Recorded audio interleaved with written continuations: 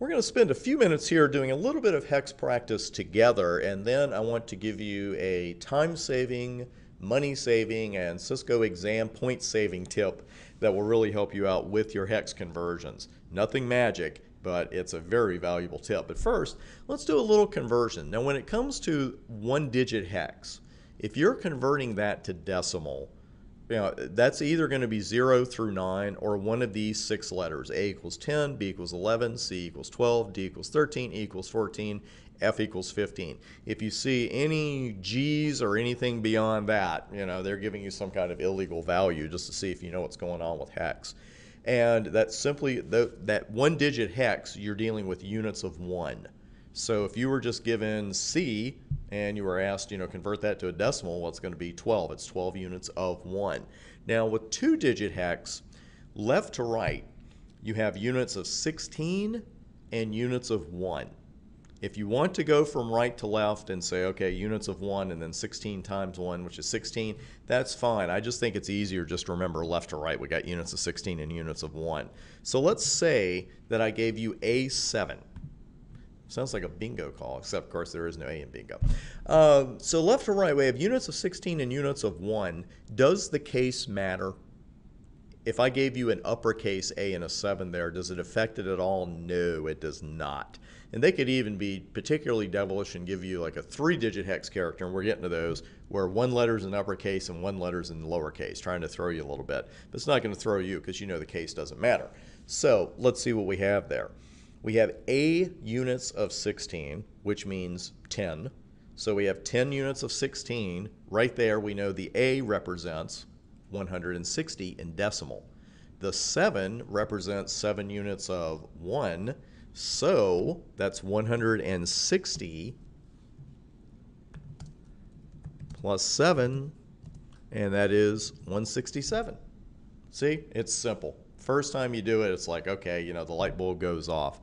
Now, let's just do one more while we're here. Let's say that I gave you 4B.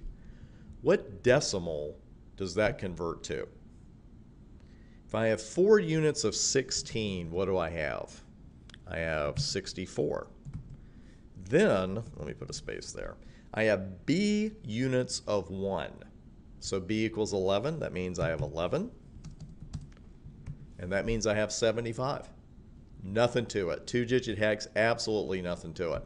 Now let me go over, I'm going to type over this a bit and put in 3-digit hex, because left to right we have units of 256, 16, and 1.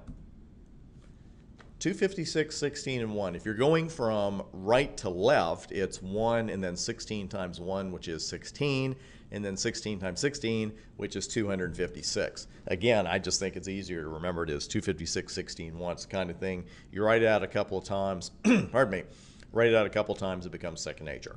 So let's say I gave you A52. A52 is the value we're looking at. If I asked you to convert that to decimal, what does that give you? Now wait a few seconds here. If you want to pause the video, that's fine too.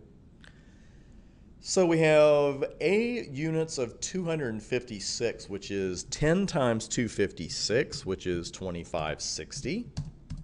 We have 5 units of 16, which is what?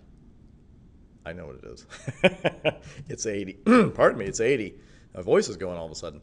And then we have 2 units of 1, which is 2. So 2560 plus 80, that gives you 2640. And then 2 on top of that, 2642. And I do believe that is the correct answer. Yes, so it's A52. So again, case doesn't matter. A through F could be lowercase, could be uppercase. I could have given you a lower and an upper there in the 3-digit hex, and it would not have affected the value one little bit. I could have given you this instead, A5F. And again, that's just going to be 15 right there. So that would be 95. So I believe that would be 2655. I sure hope so. And that's exactly what it would be. Now, just one more thing here before we move forward. And I'm going to let you practice this one on your own too. I want you to practice all these on your own after this, because this isn't enough. You want it to be second nature on exam day. If you get a 4-digit hex value, pardon me, if you get a 4-digit hex value, which I really can't imagine them giving you on the exam, but then you're dealing with units of 4,096, 256, 16, and 1. And that, of course, is from left to right. Again, I don't know if they would ever give you a 4-digit hex value, but at least this way you know exactly what's going on with it. All of your hex to decimal conversions are really just that simple. And I'm actually going to follow this video, and we'll do a little going the other way. We'll go with the decimal, and we'll go to hex. But what I want to impress upon you right now is you don't need to sit down and do 90 minutes of these conversions at a time. You don't need to do that. If you can do it, great, but I would go googly-eyed if I just did hex and decimal conversions for 90 minutes. What I strongly suggest to you is when you have those few minutes, and everybody's got a few minutes, okay? I'm not telling you to goof off from work, but if you are taking a break or something like that, you don't need to take your phone. You don't need to take your laptop. You don't need to take anything with you to practice this skill except something to write with and something to write on. As a matter of fact, you don't want to get in the habit of using a calculator for anything on your CCNA exam, because the calculator will be disabled when you go in to take the exam. You won't be able to use it. So you definitely want to be able just to write it out very quickly. But 5 minutes here, 10 minutes there. It does not need to be a marathon hex conversion deal. Okay, if you want to do that and you can do it, that's great. But I think you'll be much better off if you just said, you know what, 5 minutes a day. 5 minutes a day. We all waste 5 minutes. 5 minutes a day you spend on this between now and your CCNA exam, and anything they ask you on that exam is going to be cake.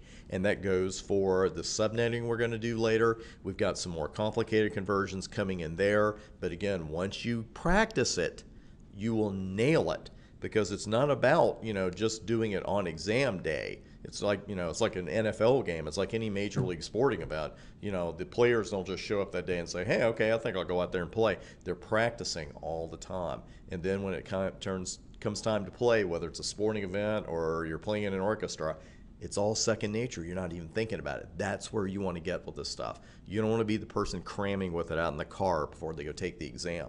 You want to be that person who shows up with the attitude of, I'm already a CCNA. I'm just here to make it official. That's what it's all about. So one more video to follow this one. We will do some decimal to hex conversions, and then we'll be off to the next section.